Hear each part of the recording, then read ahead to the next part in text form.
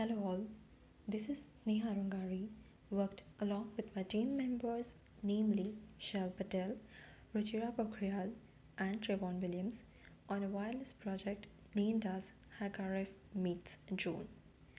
This video is all about a quick overview of our project. So basically, our project is inspired by Mossman's HackRF and Lego car project, and thus it is termed as HackRF meets drone, which actually attempts to utilize a custom quadcopter with a generic firmware and receiver programming files, and thus using HackRF it captures certain control signals from provided controller. We also then attempted to replay the captured signal to the quadcopter and tried to control its movement with the replayed signal. In this segment of the video, we're capturing a slide demo of what we were working on with this project. We're basically using GQRX to do a frequency analyzer to capture the signals on the 2.4 gigahertz. Now we're not having any interference, but before we were having interference, and the signal is still kind of distorted, but we're basically picking up the different communication protocol information files that are being broadcasted and then capturing them into a file that we can put into Inspector to basically view the bits being transmitted by the controllers to quadcopter.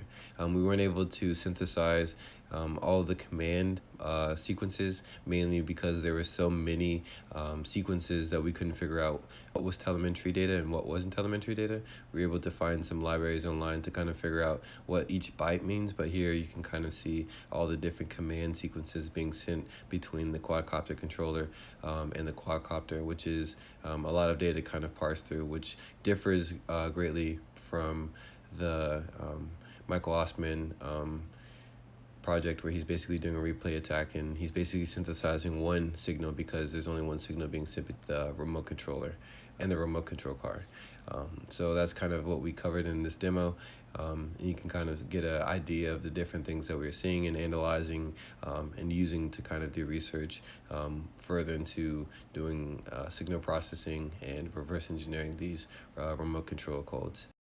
So our initial research on HackRF basically gave us an idea that it is like a small radio that you can plug into your computer, and it also has an ability to transmit as well as receive signals of much wider range of frequencies. These frequencies could be as high as 6 gigahertz and as low as 100 megahertz. On the other hand, the GNU radio is a development toolkit which provides signal processing blocks to implement software defined radios. So the GNU radio applications themselves are generally known as so-called flow graphs, which are a series of signal processing blocks connected together describing a data flow.